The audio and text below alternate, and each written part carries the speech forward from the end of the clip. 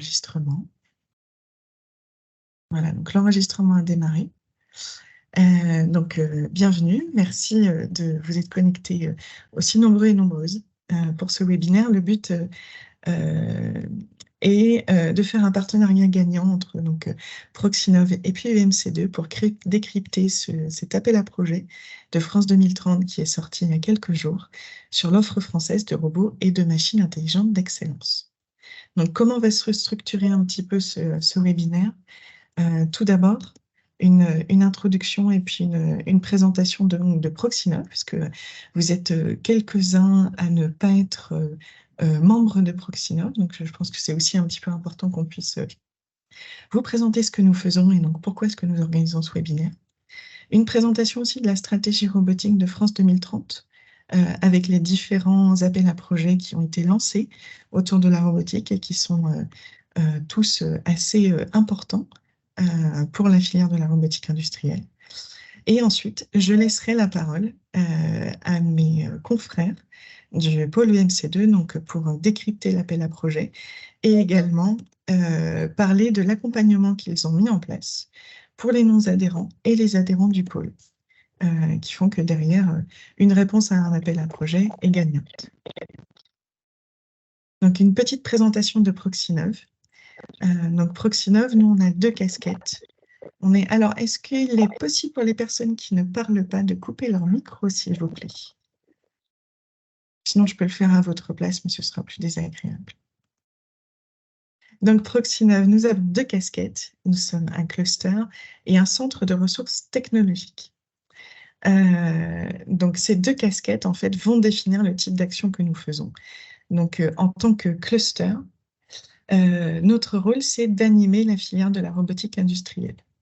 Et en tant que centre de ressources technologiques, c'est d'apporter une réponse aux TPE, aux PME et aux ETI sur leur robotisation, et donc de les accompagner main dans la main. En animation de la filière de la robotique industrielle, on a, entre guillemets, plusieurs cordes à notre arc. On organise des événements. Par exemple, vous avez peut-être entendu parler de nos rendez-vous tech ou de Full Robotics. On en organise entre 10 et 15 par an. Et donc, les webinaires font aussi partie des événements d'animation que nous faisons. On publie de manière très fréquente des informations sur le réseau et également de la veille robotique. Donc, on publie une newsletter mensuelle, on met en avant nos actions et celles de notre réseau sur LinkedIn, et on met en avant l'expertise de nos adhérents sur notre chaîne YouTube. Nous avons également lancé cette année une application réseau Proxinov qui vous permet d'avoir le réseau dans votre poche et de pouvoir rentrer en relation beaucoup plus facilement avec l'ensemble des membres Proxinov et également d'avoir des nouvelles un petit peu premium du réseau et de participer beaucoup plus facilement à nos clubs. En parlant de clubs, donc pour l'instant, nous en organisons 2. Le but est de pouvoir favoriser une montée en compétences par les pairs sur des sujets, par exemple comme celle de l'industrie 4.0. On se réunit tous les 2 mois pour une visite d'usine thématisée avec une conférence d'un intervenant extérieur plutôt réputé pour un domaine d'expertise qui aurait été plébiscité par le club et des moments d'échange qui font que globalement, les industriels membres du réseau Proxinov progressent sur la mise en place de leur stratégie Industrie 4.0 de concert. Nous avons également notre usine pilote, donc 1000 m² de cellules robotisées à La Roche-sur-Yon, qui permet d'être une belle vitrine pour nos adhérents offreurs de solutions et qui est utilisée ensuite à la fois pour des formations, pour des projets menés avec des industriels et également pour des sujets autour de la culturation. Et ensuite, nous envoyons donc tous les 2 mois une veille robotique avec des rubriques qui ont été co-construites avec nos adhérents. Au niveau du centre de ressources technologiques, donc le but du jeu est de pouvoir accompagner à la robotisation des industriels, majoritairement primo-accédants, avec des enjeux autour de l'attractivité du poste de travail, des enjeux autour de l'ergonomie, des enjeux de productivité ou de relocalisation, avec tout un panel d'offres, d'audit, d'études de faisabilité que nous faisons donc avec notre équipe technique, donc 6 personnes qui composent cette équipe technique. Mais également, dans notre usine pilote, on est capable d'aller prototyper les solutions qu'on va vous préconiser avec, même en allant jusqu'à la petite série pour montrer qu'effectivement, cette solution est conforme aux objectifs de qualité et puis d'investissement. Nous sommes également centre de formation donc, et nous utilisons notre usine pilote pour pouvoir dispenser des formations pratiques et pour pouvoir faire en sorte que les stagiaires que nous recevons puissent manipuler en fait sur plusieurs marques, plusieurs types de cellules, plusieurs contextes. Donc un petit récapitulatif de nos missions. Donc en ce moment, nos 3 grands sujets phares, c'est ce qu'on appelle la robotique agile. Donc c'est prendre toutes les nouvelles technologies autour de la robotique et faire en sorte que des non-roboticiens puissent s'en emparer dans un contexte de production. Donc on va penser à la cobotique, on va penser à toutes les systèmes d'intelligence artificielle qui vont pouvoir aider à de la prise de décision, améliorer des détections, aller sur des sujets de qualité. Donc le but du jeu, c'est on n'a pas forcément besoin d'une formation de roboticien pour pouvoir aller ensuite intervenir sur un robot et le remettre en marche. Donc c'est des choses qui sont plutôt bien avec la cobotique. Donc on parle aussi, par exemple, de nouvelles IHM. On a beaucoup de sujets autour de la relocalisation et puis de la modernisation de l'outil de production. Donc des industriels qui souhaitent relocaliser leur production parce qu'elle était en offshore ou en nearshore. Mais dans ce cas-là, il va falloir aller retravailler le process de production pour qu'il continue à être compétitif en France. Ou alors de la modernisation d'outils de production, et là, on va toucher soit des sujets de rétrofit, comment est-ce qu'avec les nouvelles technologies actuelles, on va pouvoir aller flexibiliser un outil de production qui sera peut-être un petit peu vieillissant, ou alors ajouter en fait des technologies extrêmement modernes pour que tout un chacun en fait dans la halle de production puisse aller s'emparer de ces outils. Et donc, toujours, on s'attache aussi à avoir en tête les enjeux économiques, donc quel financement pour quel projet, des enjeux écologiques de plus en plus, notamment autour de la gestion de l'énergie, des enjeux sociétaux, donc comment est-ce qu'on accompagne derrière les humains sur cette robotisation, parce qu'en fait, apporter de la robotisation, par exemple, chez un primo-accédant, il faudra toujours aller considérer les aspects humains pour que l'acceptabilité soit la meilleure possible. Et ensuite également des enjeux juridiques. Donc comment est-ce qu'on fait en sorte de tout bien border un projet qui, par exemple, aura de l'intelligence artificielle ou de la cobotique et qui sort un petit peu des domaines traditionnels.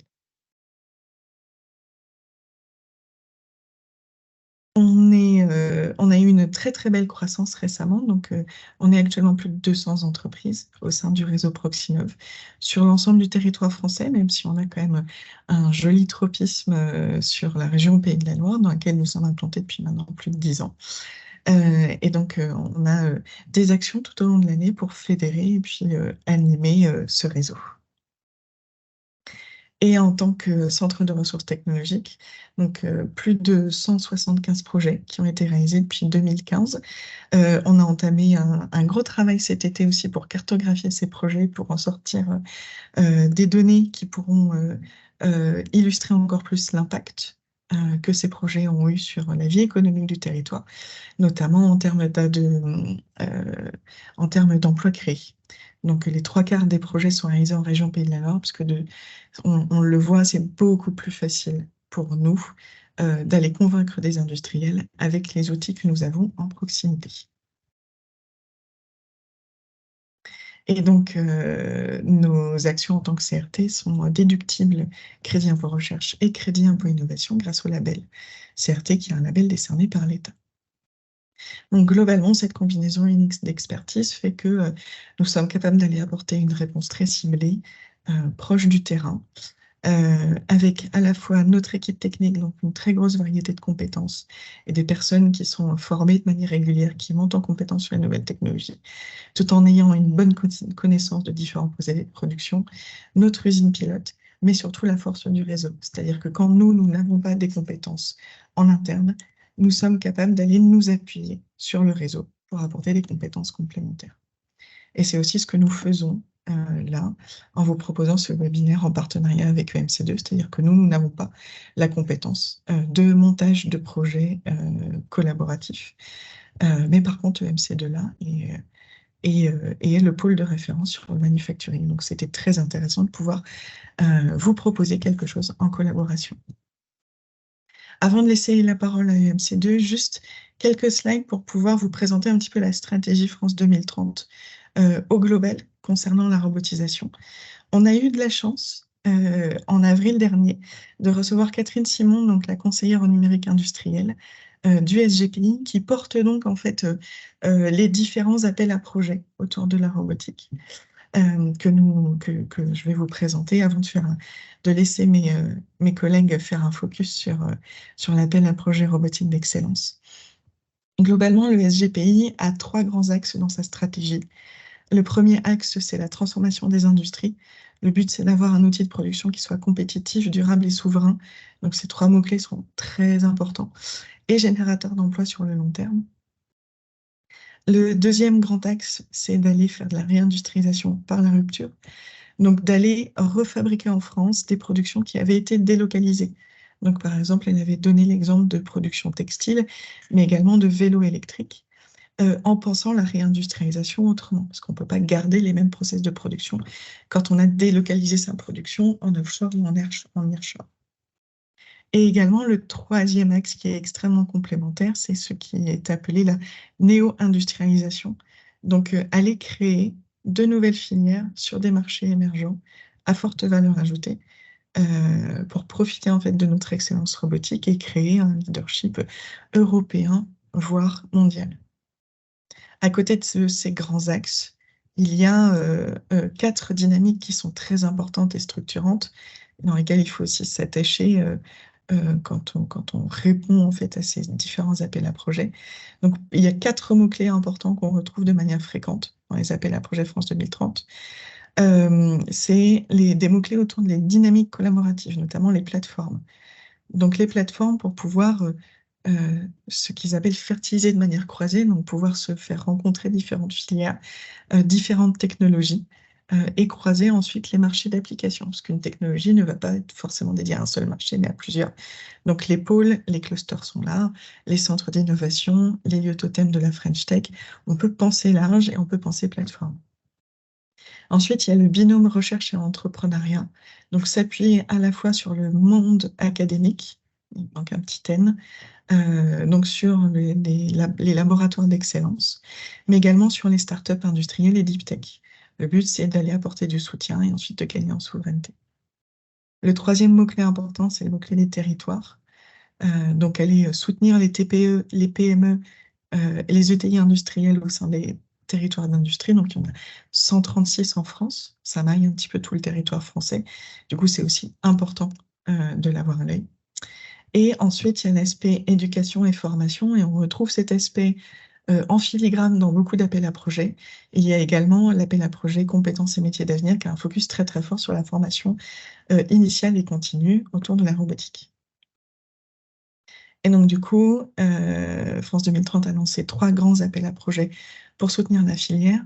Donc il y a l'appel à projet robots et machines intelligentes d'excellence. Le but, c'est vraiment de faire émerger ce leadership industriel sur des marchés robotiques émergents en forte croissance, plutôt TRL mature. Il y a ensuite l'appel à projet défi transfert. Donc là, le but, c'est de faciliter le transfert technologique entre laboratoires, start-up et industriels, avec une TRL un petit peu moins mature, TRL 4.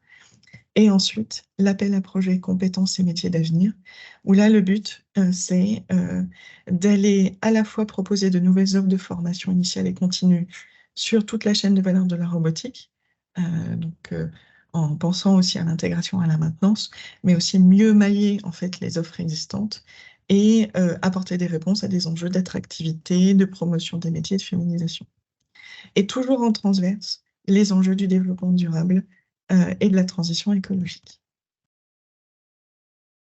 Voilà, donc c'est le moment où moi j'ai terminé mon introduction et où je vais laisser la parole à Jocelyn Touzeau, donc, qui est chargé de projet chez EMC2.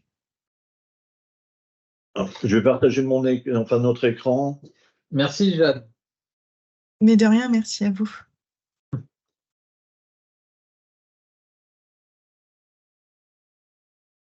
Est-ce que vous voyez bien notre écran qui est en train de se charger? Oui, c'est en cours de chargement. Pour moi, c'est bon.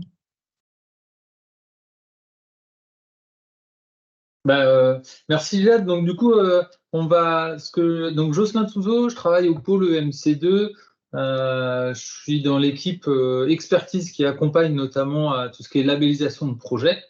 Et je vais vous parler justement de cet appel à projet. J'ai juste laissé Laurent se présenter très rapidement le pôle. Comme ça, après, je rentrerai dans le détail en faisant un peu une présentation succincte, une présentation succincte avec les éléments forts de cet appel à projet. Et puis, je redonnerai la main à Laurent pour dire comment nous, le pôle, on vous aide à vous accompagner, voilà, pour postuler, on va dire, à cet appel à projet. Alors, bonjour à toutes et à tous. Donc, je suis Laurent Bertin, le directeur du développement du pôle EMC2. Alors, juste effectivement quelques mots sur le pôle. Le pôle EMC2 est ce qu'on appelle un pôle de compétitivité et on a pour vocation d'accompagner des acteurs industriels et des acteurs académiques dans des phases de montage de projets d'innovation, notamment en réponse à des appels à projets. Et donc, comme le disait Jade tout à l'heure, on est effectivement là dans notre champ d'action le premier au niveau du pôle. Alors, le pôle, on est une association qui regroupe des acteurs industriels et des acteurs académiques avec 400 adhérents. On couvre en fait une thématique que nous, on a appelée les technologies de fabrication, que de façon un peu générique, on aurait pu appeler l'usine du futur ou l'industrie du futur. En fait, on s'intéresse notamment à toutes les innovations qui permettent d'augmenter la compétitivité des industries, quels que soient les marchés. On travaille dans les domaines de l'aéronautique, du naval, du transport terrestre, de l'énergie, des biens d'équipement industriels, de l'agroalimentaire, de la construction et ainsi de suite. Et donc là, on n'a pas de limitation. À partir du moment où les gens ont des usines, ils ont a priori des process d'organisation, des process de production ou des organisations internes qui peuvent faire l'objet d'innovation. Et donc, notre rôle, c'est d'accompagner ça. Et on est notamment reconnu par les financeurs au niveau régional, national, européen, pour diffuser les grandes politiques publiques. Et typiquement, dans le cadre de cet appel à projet de France 2030, en fait, l'État qui lance un cahier des charges compte notamment sur les pôles de compétitivité pour aider les porteurs de projets à constituer leur dossier et puis de réaliser une première expertise. Et on vous en parlera notamment à travers la labellisation des projets. Mais voilà, je vais laisser la main à Jocelyn qui va rentrer effectivement dans le détail des appels à projets et puis je reprendrai la main ensuite. Donc voilà, donc, comme l'a déjà énoncé Jade, au niveau des appels à projets robotiques pour 2023, là, il y a eu 3 composantes. Le premier qui est l'offre de robots et de machines intelligentes d'excellence. Voilà. Donc le but, c'est ça, hein, c'est structurer, accompagner les acteurs sur de nouvelles chaînes de valeur d'équipements robotiques ou industriels stratégiques. Voilà. Et donc là, ce qui est quand même important de dire, c'est qu'il y a le mot robot, mais il y a aussi le mot machine intelligente. Voilà, donc il ne faut pas exclure des périmètres. Donc les 2 objectifs, c'est ça, hein, c'est favoriser l'émergence et le développement de nouvelles filières industrielles d'excellence, voilà, donc en France, sur le marché robotique, qui est avec tout ce qui est les secteurs en forte croissance émergents, et puis renforcer notre autonomie stratégique sur les marchés, tout ce qui est transition énergétique et écologique, qui sont, enfin, vous devez bien l'entendre depuis un moment, des secteurs très porteurs. Le deuxième, c'est tout ce qui est le défi, enfin l'appel à projet défi transfert robotique. Donc là, l'objectif, c'est ça, hein, c'est de se débrouiller sur tout ce qui est les technologies qui étaient sur les étagères, notamment les étagères des universitaires, voir comment maintenant ça va pouvoir se déployer au niveau des industries. Donc là, c'est vraiment faciliter les transferts technologiques de résultats qui sont déjà validés, qui proviennent de la recherche, vers les entreprises. Donc l'objectif, voilà, c'est mettre en œuvre des solutions qui intègrent des briques technologiques pour des filières stratégiques, dont l'industrie du futur. Et donc là, il peut avoir notamment, c'est un projet qui est un peu plus complexe parce qu'il y a il y a 5 étapes en tout, et ça se fait au fur et à mesure, et ça peut être, voilà, il y a différentes phases et différentes qui se mettent en place pour cet appel à projet. Et enfin, le dernier, qui est un appel à manifestation d'intérêt sur tout ce qui est compétences et métiers d'avenir, comme l'expliquait Jade. C'est vraiment ça, l'objectif, c'est essayer de voir comment on va pouvoir créer des nouvelles formations, que ce soit des formations initiales ou continues, ou voilà, ou tout ce qui est alternance, etc. Et de faire que tout ce qui est des employeurs, des organismes de formation ou enfin, voilà, des campus de métiers, etc., on commence à voir apparaître sur le marché quelque part des formations qui permettent d'accompagner les gens, et c'est surtout avoir les compétences en interne, enfin disponibles pour les entreprises. Donc moi aujourd'hui je vais faire un focus uniquement sur la partie offre de robots et machines intelligentes d'excellence. S'il y a besoin, on pourra refaire d'autres points sur les autres appels à projets. Nous, juste pour information, au niveau de l'appel à projet défi transfert robotique, on a déjà commencé à en parler avec les universitaires qu'on connaît, que ce soit des adhérents ou pas d'ailleurs, hein, pour essayer de, voilà, pareil, de la même façon qu'aujourd'hui, essayer de voir qu'est-ce qui peut être fait, qu'est-ce qui peut être mis en place. Voilà. Donc, l'appel à projet offre de robots et machines intelligentes d'excellence. Donc, c'est France 2030, comme l'expliquait Jade, et c'est géré par la BPI France. Donc, j'ai mis le lien, voilà, parce que quand vous aurez les planches, mais c'est assez facile à trouver. Hop, voilà. Donc, le caractère de l'appel à projet, c'est qu'il vise à soutenir les projets innovants d'envergure. Voilà, ça, c'est toujours un peu ce qu'on retrouve dans les appels à projets maintenant. Et l'objectif, c'est ça, c'est de créer de la valeur au niveau national. Donc, ça aboutit sur de l'industrialisation et de la commercialisation d'une solution robotique. Donc, ça c'est quand même bien adressé pour tout ce qui est fabricant de robots, fournisseur de solutions.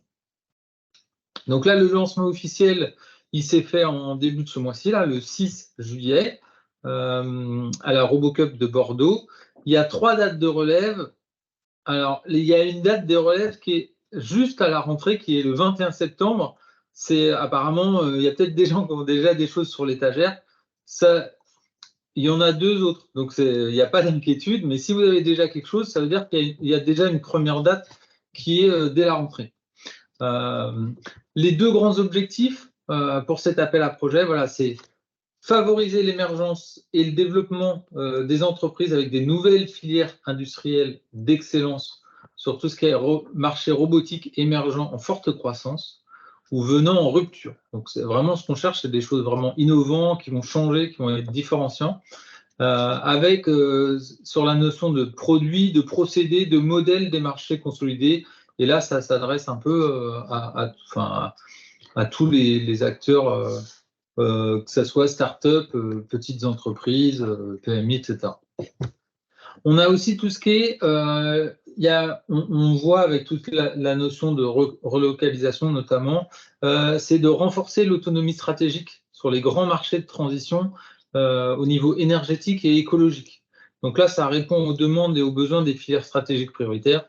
Parmi les 19 comités stratégiques des filières, voilà, de la CSF et du Conseil national de l'industrie. Donc,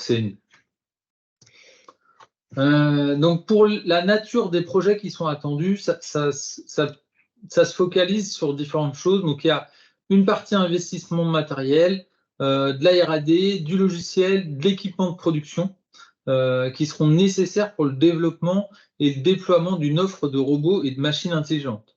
Donc là-dedans, il y a quand même, on voit que c'est quand même un mix de choses.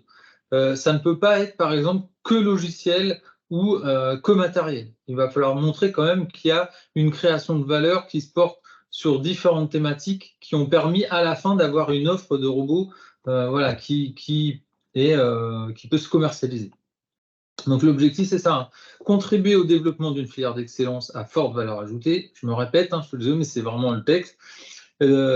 Sur la partie robot, mais aussi machines intelligentes, voilà, sur des marchés stratégiques ou des marchés robotiques émergents en forte croissance. On attend. Ce qui est important dans ces appels à projets, c'est de montrer la France veut devenir indépendante et veut devenir un peu pilote sur ces choses-là. Et c'est par cet appel à projet, un peu, on va dire, qu'elle se donne les moyens de le faire. Donc, répondre à la demande du marché, dont les caractéristiques vont être petit à petit précisées, enfin, doivent être précisées d'ailleurs, il ne faut pas hésiter à être force de proposition. Détailler en quoi le degré d'innovation technologique va au-delà de l'état d'art, enfin, ce qui existe en gros, ou des concurrents, et préciser l'impact économique, social et environnemental des travaux engagés et les contributions éventuelles en termes de propriété intellectuelle. Donc là, c'est vraiment l'idée, c'est de montrer en quoi la solution qui va être développée, en quoi elle est mieux ou différenciante de ce qui existe actuellement. Donc, les principaux paramètres du cahier des charges, donc, la formule, ça peut être soit on peut partir en monopartenaire ou on peut partir sur du projet collaboratif. Monopartenaire, l'asset minimal, c'est 1 million d'euros et à plusieurs partenaires, c'est 4 millions d'euros. Voilà. Donc, le TRL ciblé, c'est de 3 à 9. Donc, on est quand même sur une partie, on n'est plus dans de la recherche fondamentale. Hein. Là, on n'est plus au niveau recherche pure. On est plus dans l'autre appel à projet notamment. Donc là, c'est vraiment, il existe quelque chose et on voit comment le pousser et avoir un produit à la fin. Une durée maximale de 36 mois. La nature des porteurs, donc si c'est une entreprise unique, il faut forcément que ça soit une PME ou une ETI. Et si on a plusieurs, donc un projet collaboratif, on veut un consortium avec 6 partenaires maximum. Il faut au moins qu'il y ait une PME ou un ETI. Et les entreprises les établissements de recherche et les centres techniques, ils ne peuvent pas être porteurs. Voilà. Donc là, les critères de sélection, il y aura la qualité du modèle économique, le caractère innovant et la valeur ajoutée, les enjeux de propriété intellectuelle et de cybersécurité, l'impact sur l'environnement et tout ce qui est enjeu de réparabilité, maintenabilité et cycle de vie. Nous, on a regardé un peu le dossier là.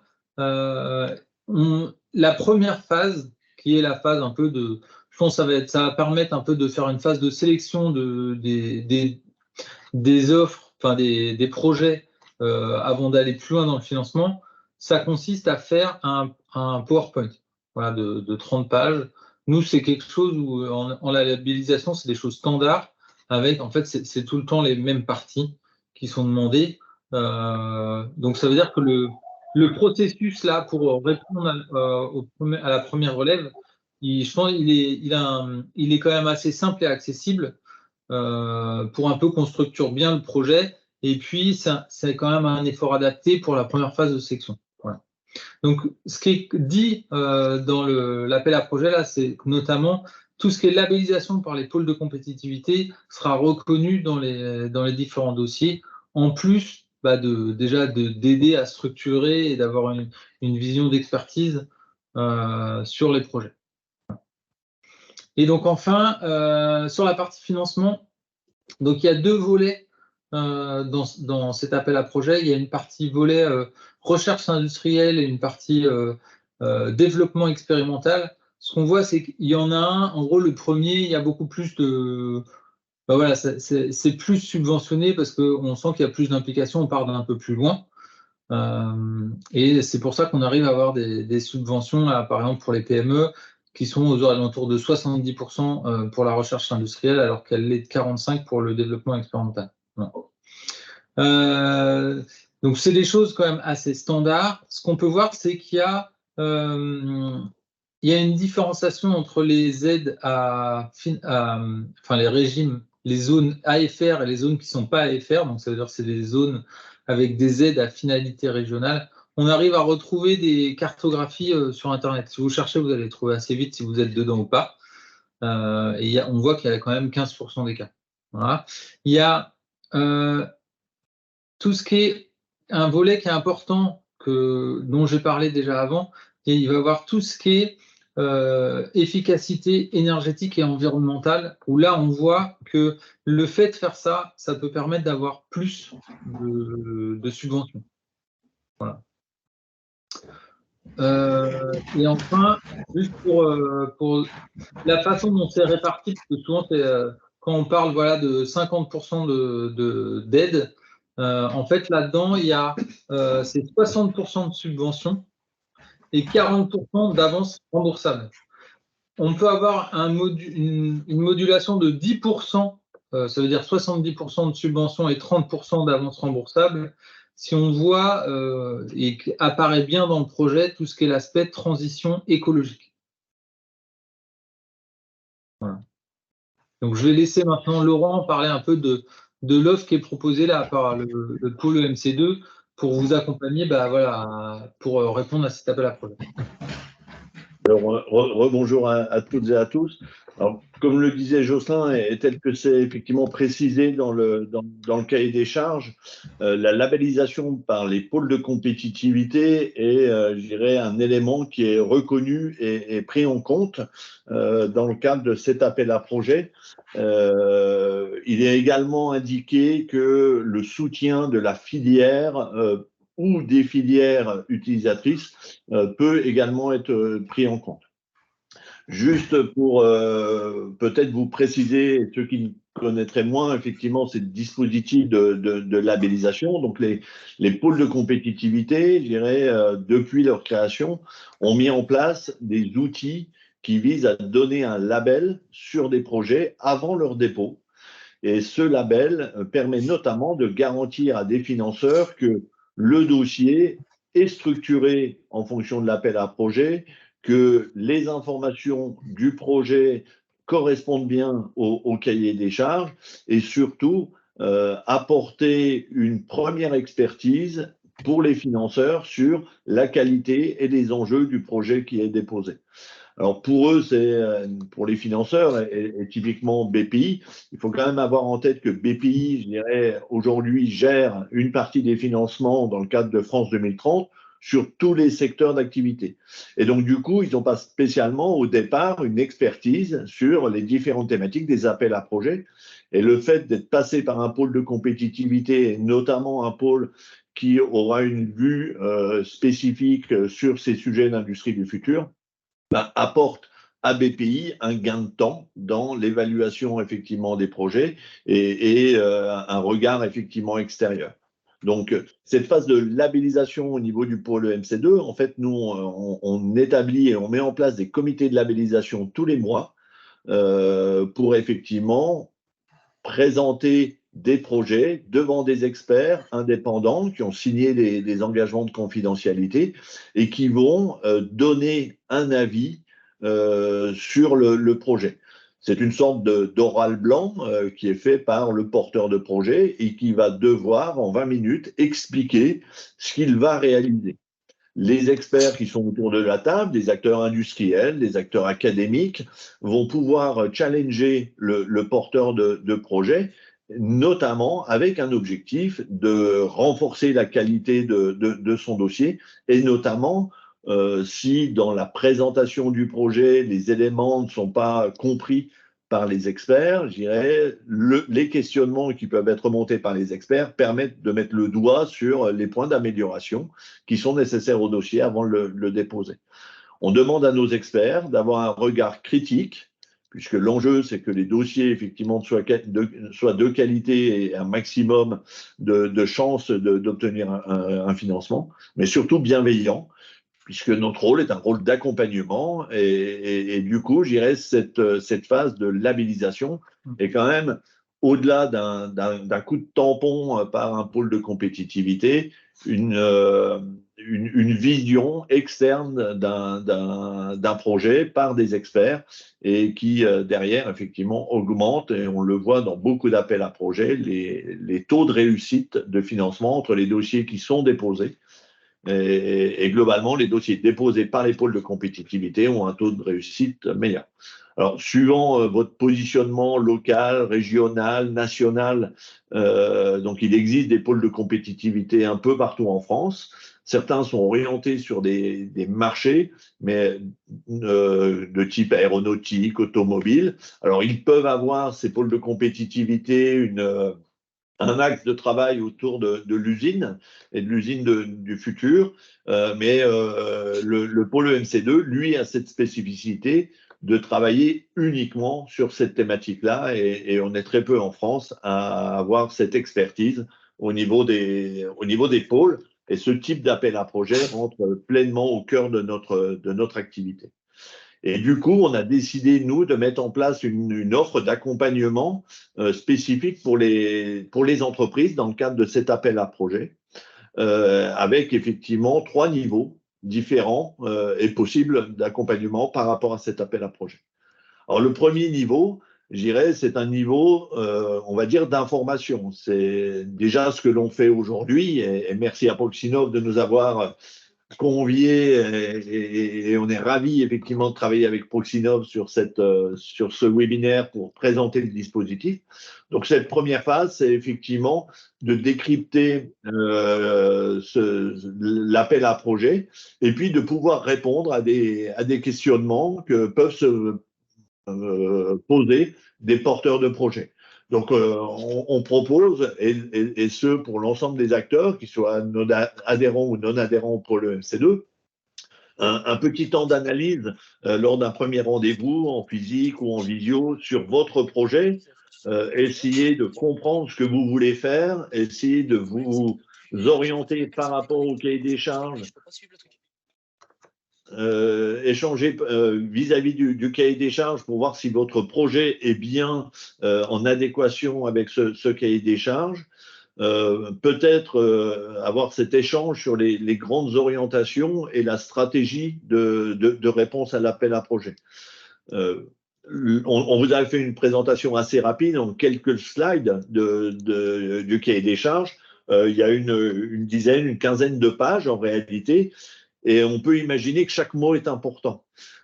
Quand dans le cahier des charges, il est indiqué que ça doit concerner des marchés émergents en forte croissance, eh bien, à un moment ou à un autre, il sera nécessaire, par exemple, d'expliquer en quoi la solution de robot ou de machine intelligente que vous allez développer répond à un marché émergent en forte croissance. Donc tout ça, je dirais, et chaque élément du cahier des charges est un point de vigilance. Et donc ça, on peut effectivement, lors d'un premier échange, vous donner les premières bases. On peut vous fournir les documents relatifs à l'appel à projet. Alors bien sûr, Jocelyn a mis dans sa présentation le lien vers l'appel à projet. Et puis sur cette même page, sur le site de BPI, on peut télécharger le cahier des charges et puis un dossier avec les différents éléments à construire pour une première phase. Et puis, pour structurer votre dossier, on est en mesure de vous fournir un PowerPoint qui est celui qu'on utilise au moment de la labellisation des projets et qui permet en fait de structurer un projet. Alors, de quoi on parle? On parle de projet d'innovation.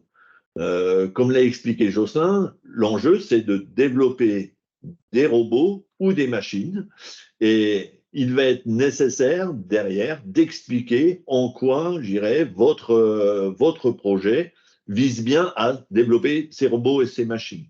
Vous l'avez compris, ça peut prendre effectivement ou intégrer dans ce projet-là des parties liées à des investissements, mais je dirais l'appel à projet n'est pas dédié à l'investissement. Une entreprise qui veut acheter un robot ne pourra pas rentrer effectivement dans ce cahier des charges-là. La structuration du projet, eh bien, c'est de définir les objectifs que vous voulez faire, définir à travers effectivement le PowerPoint, et c'est ce que l'on retrouve et ce qu'on vous incite effectivement à remplir, les étapes qui vont vous permettre d'atteindre cet objectif, parfois le découpage en lots ou en tâches, parce qu'un projet, en fait, ça se construit avec une structuration, peut-être des go-no-go, peut-être à un moment ou à un autre, quand on est arrivé à la fin d'une tâche, à une étape clé, une réflexion sur l'évolution effectivement du projet. Bien sûr, il faudra y définir toute une partie budgétaire. Dans les budgets, il faut intégrer les coûts, et notamment les coûts de main-d'œuvre que vous allez affectés à ce projet-là, potentiellement des coûts d'utilisation d'équipements, parfois des coûts de sous-traitance, parfois des coûts liés aux équipements industriels que vous allez utiliser ou investir.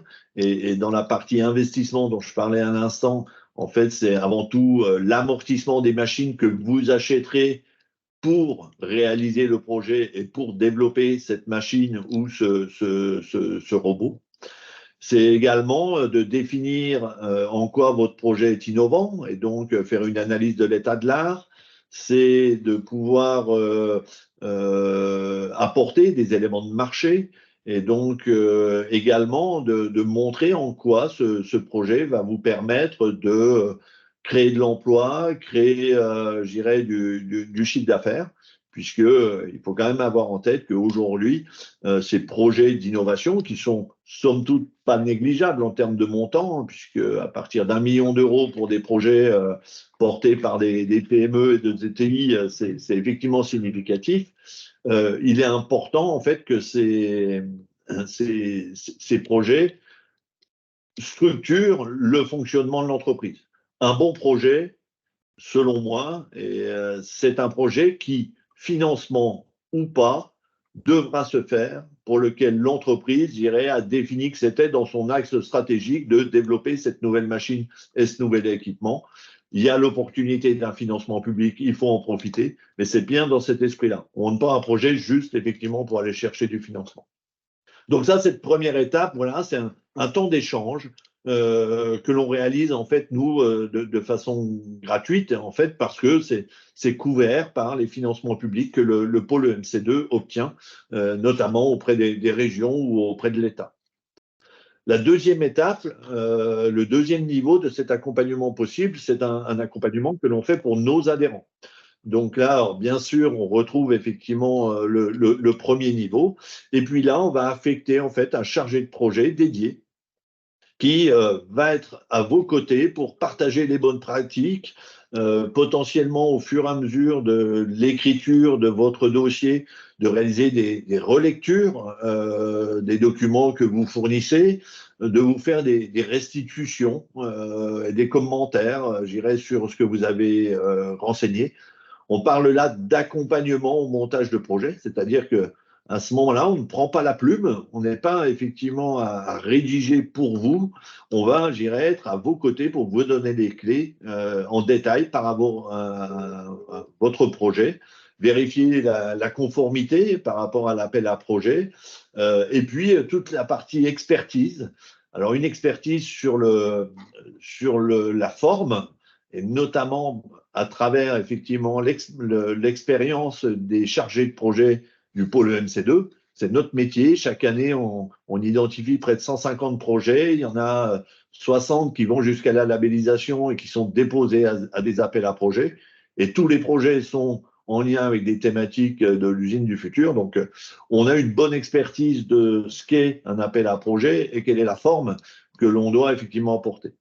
L'expertise sur le fond, elle, est apportée par notre comité de labellisation avec des experts qui pourront effectivement vous challenger lors du passage en comité et ce qui va représenter globalement un oral blanc. Comme le disait Jocelyn, aujourd'hui, et ce n'est pas défini dans le cahier des charges de façon assez étonnante parce que habituellement c'est défini, il risque d'y avoir plusieurs étapes. Et la première étape, c'est de remplir un PowerPoint. De ce PowerPoint, BPI et les acteurs du SGPI, donc les acteurs de l'État, vont faire des présélections et vont retenir un certain nombre de candidats à l'appel à projet pour certainement les recevoir en audition. Et donc, chacun devra venir présenter effectivement son projet. Le fait d'être passé notamment au niveau du pôle EMC2 en comité de labellisation, vous aurez déjà un peu, vous serez un peu entraîné à cette partie présentation.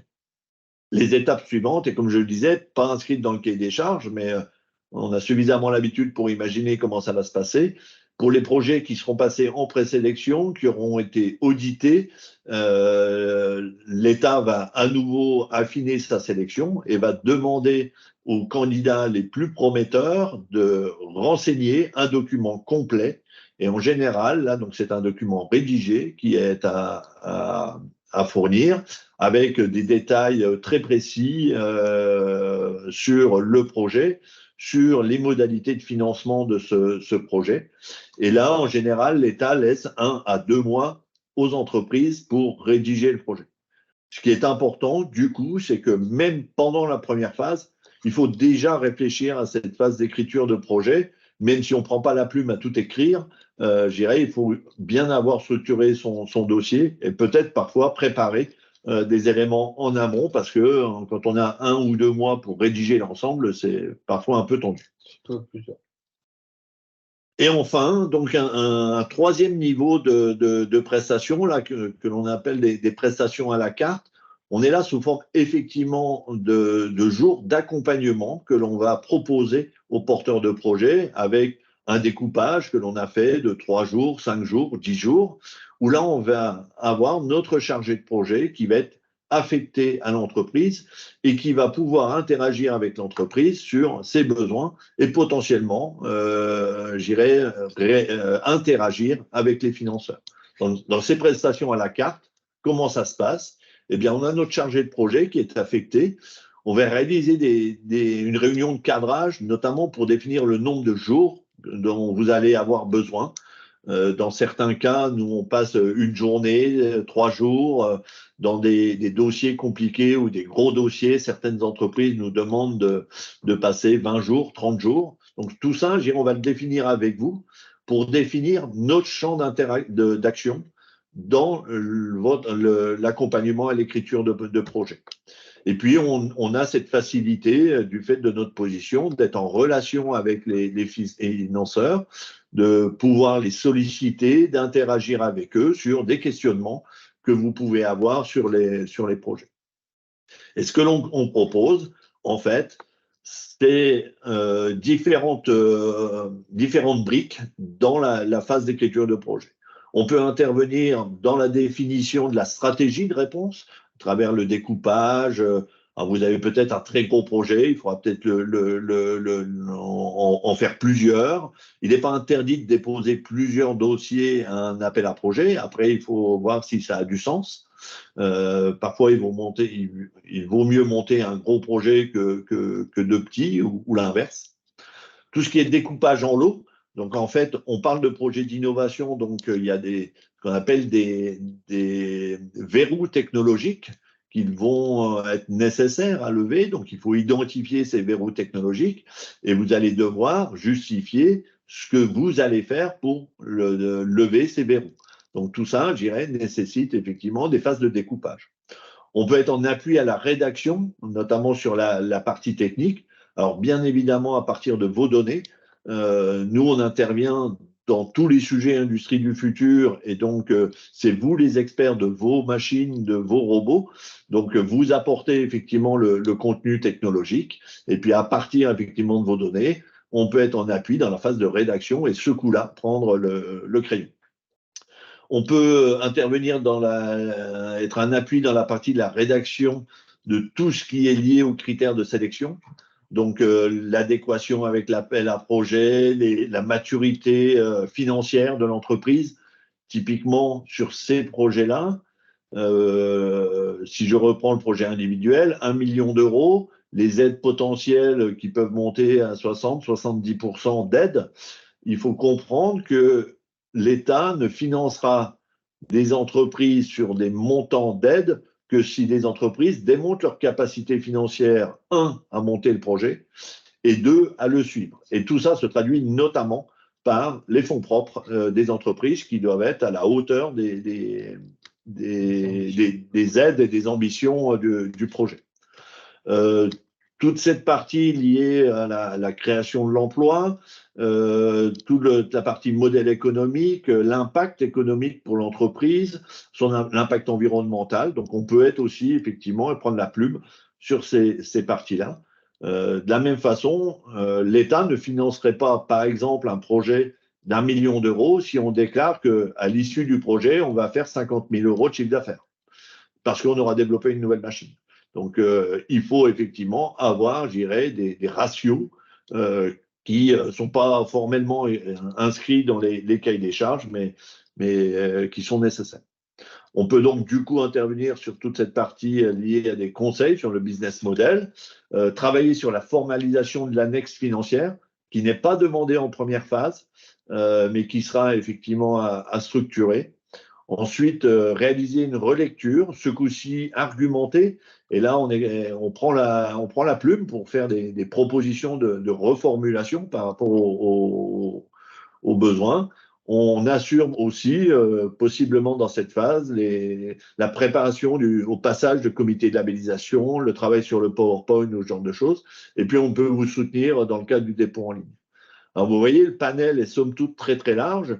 En fonction, effectivement, de notre intervention, on va définir les contributions que vous attendez du pôle EMC2 et puis définir derrière le nombre de jours que l'on pourra allouer. Et en fonction, effectivement, de votre besoin, on vous fera effectivement une offre de prix par rapport au nombre de jours que vous souhaitez utiliser au niveau du pôle EMC2. Je pense avoir fait le tour de cette présentation. Alors moi, je suis donc votre contact pour toute cette partie-là. N'hésitez pas à m'envoyer un mail, à me contacter sur mon téléphone portable. Alors même si dans les jours à venir, je vais être en congé, je saurai relayer ça avec mes collègues et dans tous les cas, on pourra effectivement avancer sur le sujet. Quoi qu'il arrive, comme l'a dit Jocelyn, il y a plusieurs dates de relevé. Une en septembre. C'est un peu une habitude, j'irais, de voir des appels à projets qui sont lancés juste avant l'été pour des réponses juste après l'été. C'est adapté si vous avez effectivement des dossiers déjà un peu constitués ou des projets qui peuvent effectivement se mettre en place. Faites attention, ne grillez peut-être pas des cartouches à déposer des dossiers qui ne seraient pas suffisamment complets. Parfois, il est peut-être plus intéressant d'attendre la deuxième relève et donc il y en aura une en janvier, le 25 janvier. Ça peut être aussi effectivement une façon de monter les projets. Dans tous les cas, on peut imaginer qu'un projet monopartenaire soit plus rapidement prêt qu'un projet collaboratif. Si vous devez interagir avec d'autres acteurs, des entreprises, des centres techniques, peut-être comme Proxinov, des acteurs académiques dans le cadre de vos projets, il y a une complexité supplémentaire dans la construction du projet. C'est qu'il faut interagir avec ces différents acteurs pour construire le projet et le mode de fonctionnement que vous allez avoir avec vos différents partenaires. Voilà. J'espère qu'on a été assez complet. J'ai fait voilà le tour. Et puis du coup, je vais peut-être laisser la main à Jade. Alors, je ne sais pas si bien évidemment, on peut répondre à toutes les questions, soit posées directement de vive voix, soit dans le chat. Mais ça, Jade va vous dire. Super. Merci beaucoup, Laurent. C'était extrêmement clair. Et donc, j'espère que vous avez tous, du coup, pu avoir de nombreuses réponses à vos questions. Et puis sinon, je vous propose de passer à une phase de questions. Donc, on a une première question dans le chat. Véronique qui nous demande, savez-vous si les porteurs avec des capitaux étrangers sont exclus ou bien des capitaux mixtes? Alors, ce qui est important, c'est que les travaux de recherche et d'innovation soient faits sur le territoire national.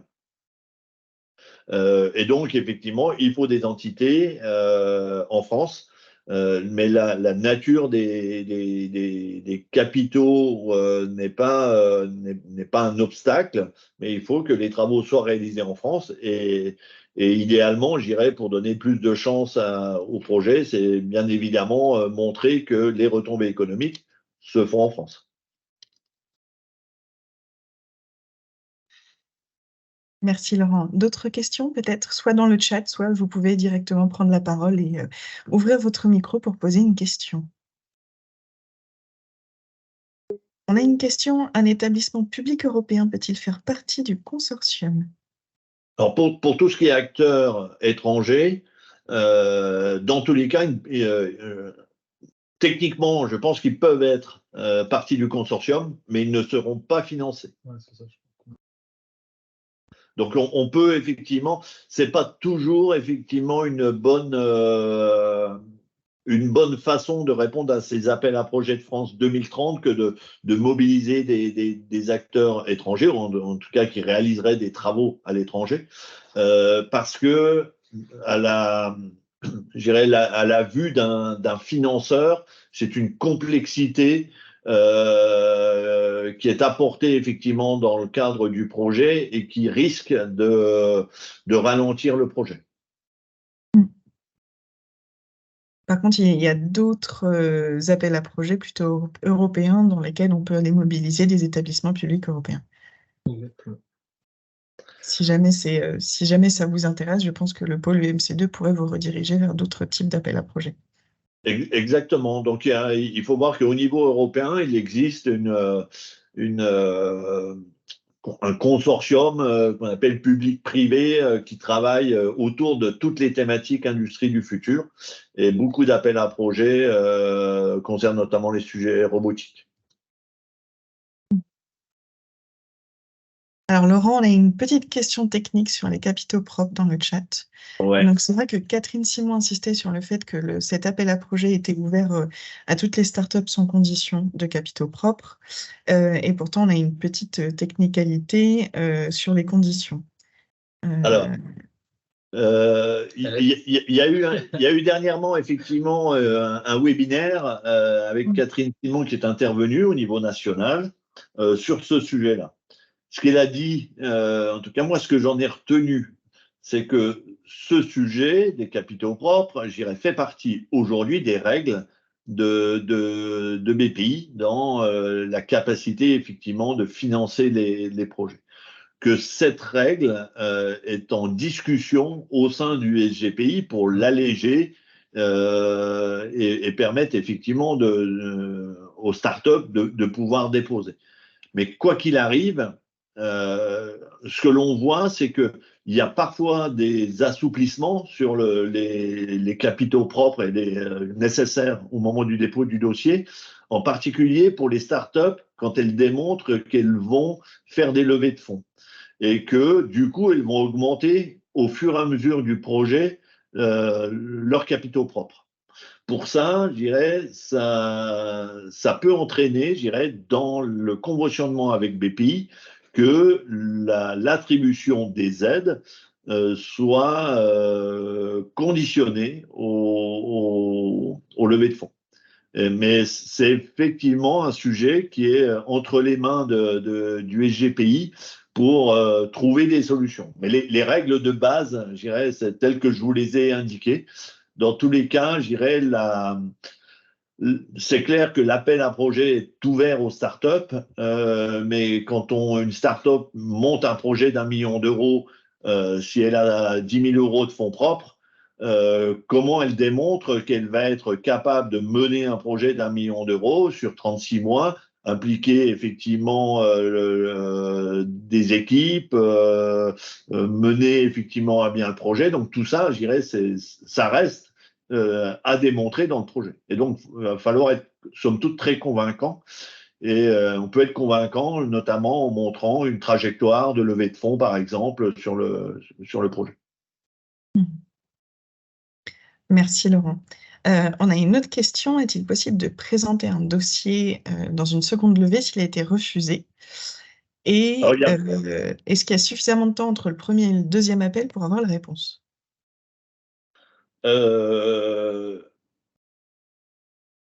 Alors ça, c'est une bonne question parce que je pense qu'on peut représenter un projet. Alors, techniquement, on peut représenter un dossier. Techniquement, on peut représenter un dossier. Est-ce qu'il y aura assez de temps? Est-ce qu'on aura la réponse avant la deuxième relève? Alors, je suis ni dans les papiers de BPI ni du SGPI sur les traitements des dossiers. Pour ceux qui ont eu des mauvaises expériences avec un appel à manifestation d'intérêt qui s'appelait Solutions Industrie du Futur, qui était ouvert en 2020, décembre 2020, le SGPI a été débordé en fait par les dossiers et les dossiers ont mis un temps fou avant d'être traités.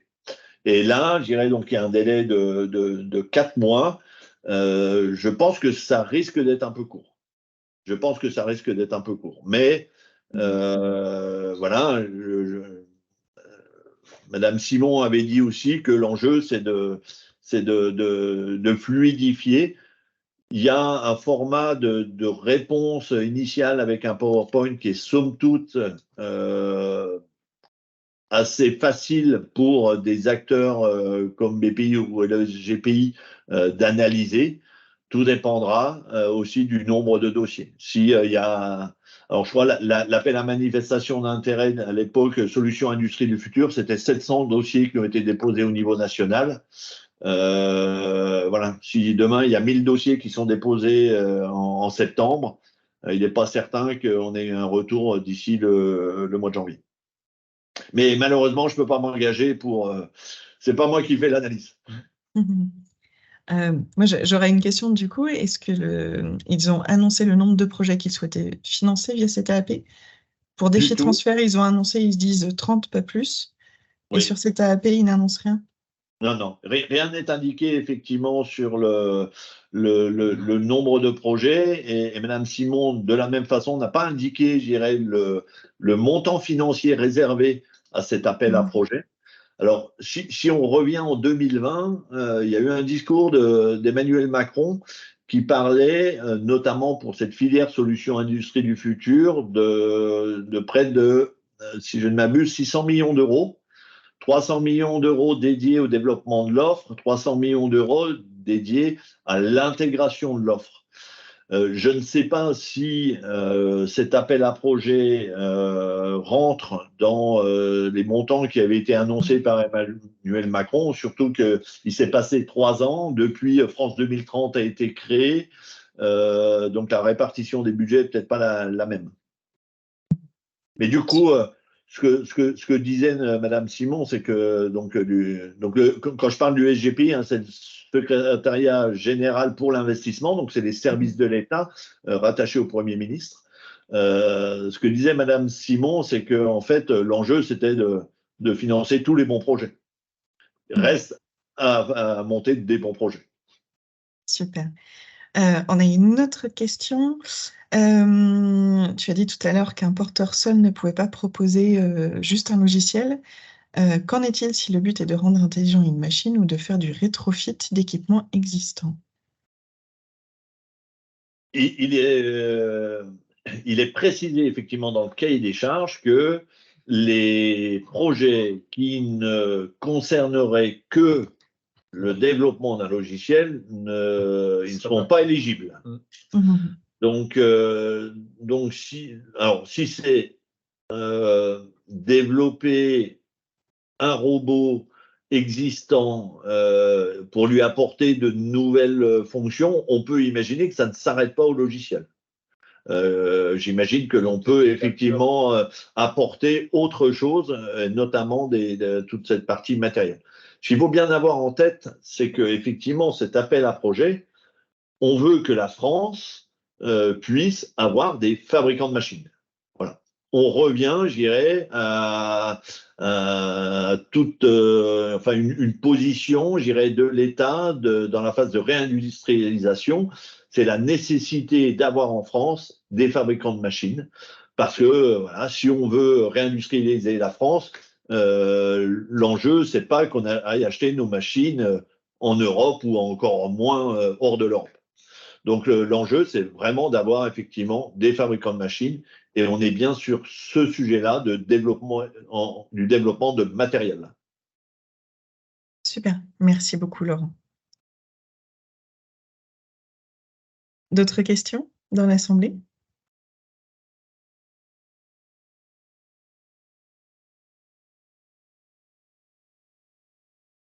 Eh bien, si nous avons répondu à toutes vos questions, je vous propose de terminer ce webinaire. Laurent? Il y avait je vois quelque chose, mais dans le chat, il y a eu un appel à experts pour évaluer les projets. Voilà, oui. Et ça parce que, alors, effectivement, le BPI, je dirais, va s'appuyer à un moment ou à un autre sur des experts.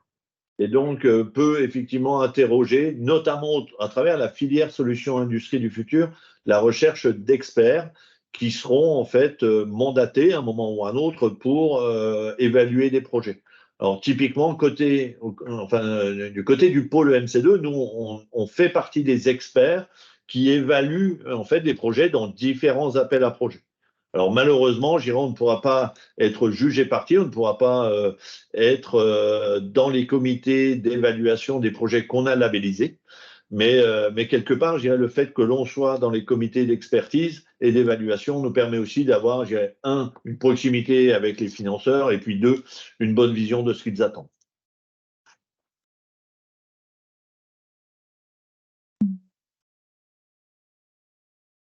Nous avons 2 questions autour de la mise en relation. Est-ce que vous pouvez mettre en relation des personnes qui souhaiteraient porter un projet à consortium avec les bons acteurs en face? Alors, ça fait partie effectivement de notre métier, de notre mission. Je dirais, les pôles de compétitivité ont été créés sur ces enjeux de projets collaboratifs. Pour que ça fonctionne, en fait, donc, soit des porteurs de projets viennent nous voir en recherchant des partenaires qui vont pouvoir les aider à développer certaines briques technologiques. On va chercher un expert en logiciel, on va chercher un acteur j'en sais rien, en contrôle de commande, en usinage pour fabriquer des pièces. Voilà. Et donc, nous, on va notamment, je dirais, pouvoir regarder parmi nos adhérents. Mais Proxinov peut être aussi effectivement un point d'entrée pour trouver effectivement les partenaires et voire même le faire ensemble, bien évidemment. Donc voilà. Et puis après, il y a une autre façon de faire, c'est des gens qui viennent avec des compétences et qui disent est-ce que je peux, avec mes compétences, me connecter au projet des autres? Donc ça, en fait, bien évidemment, c'est intéressant de nous le faire savoir, mais je dirais c'est très compliqué, en fait, de pouvoir porter des compétences de tel ou tel acteur vers l'ensemble des gens qui vont déposer des dossiers. Donc si on a des demandes de recherche de compétences et que en parallèle, on a des gens qui nous proposent leurs compétences et que le mariage peut être fait, bien évidemment, on peut le faire. Donc ça, il ne faut pas hésiter à se rapprocher de nous, en Proxinov ou du pôle MC2, pour soit nous parler de vos projets et nous indiquer la typologie d'acteurs que vous recherchez, soit pour effectivement nous parler de vos compétences.